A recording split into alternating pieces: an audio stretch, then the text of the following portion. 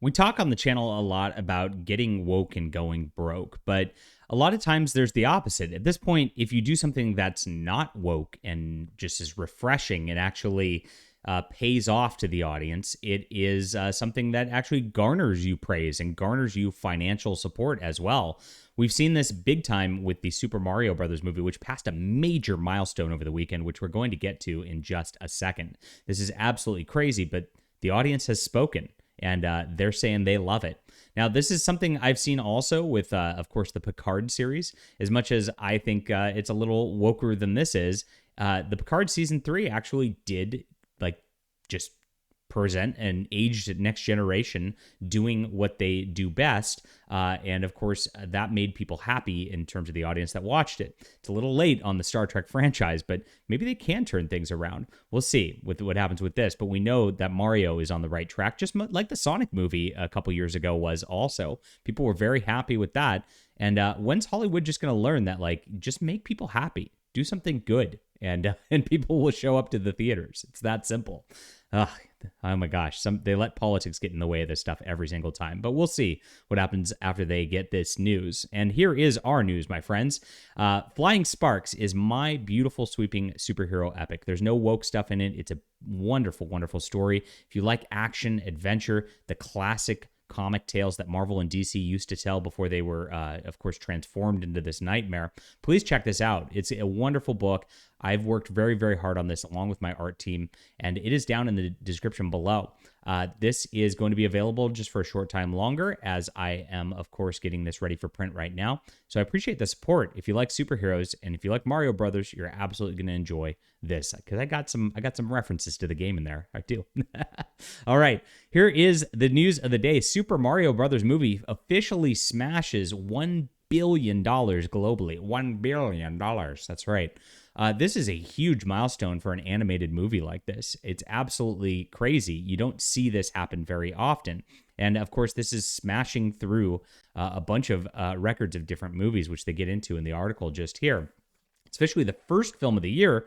That's the only one for 2023. That's right. We're halfway through the year almost.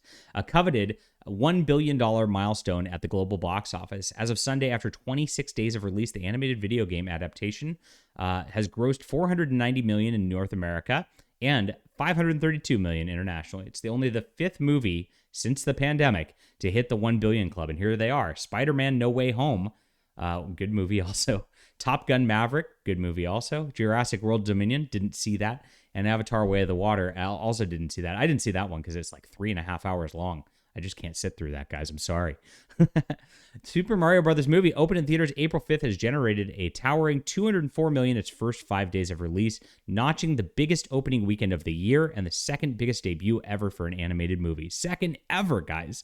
That's eclipsing a bunch of the Pixar, Disney stuff. I mean, this is a big deal. This is the type of dollar amounts that studios start to notice, because this film really just did what audiences wanted. It said, oh gosh, we've got actors we like Chris Pratt, who like don't annoy the crap out of us right before film release. It's got just a lot of fun to it. It's got Mario acting like Mario and Luigi acting like Luigi. I mean, it all felt right in the movie, and you could actually take your kids to it because there wasn't like a bunch of degeneracy thrown in it like they do in the Marvel movies these days. It's really nice to actually see that this is succeeding like this.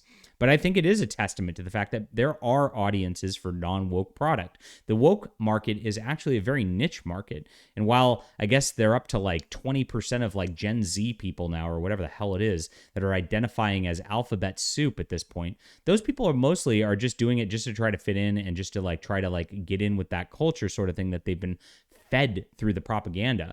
There's 80% out there, and you want to always go with the 80-20 rule in business. If you don't know what that is, you try to focus your profit agenda on the 80%, because there's a 20% you're never going to be able to capture no matter what it is. And if you focus on that 80%, you're going to succeed. Now, if you focus on the 20%, the 80% is going to get turned off and you're going to be losing your money. And that's the get woke, go broke moniker right there. Little business lesson for you guys, Business 101. And so this is exactly what they did with Mario. It's a nice formula that I hope we can see a little bit more of in the future. I know that Hollywood, is notorious for just never listening to anybody, but like it's hopeful. I like seeing a little bit of hope out of things. And as we go forward, we're going to see like a shift in things because 2020 was like, I think, peak woke, even though we've got weirder things going on now.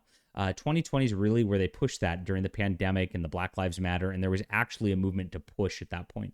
They're on the retreat now, and they're feeling the pinch in the pockets of all these companies from all the nonsense they've done over the last few years. And if they don't turn things around, they're going to be answering towards shareholders. That is going to be forcing them to do something a little bit different when they see things like Mario and they go, "Why can't you just do that again?"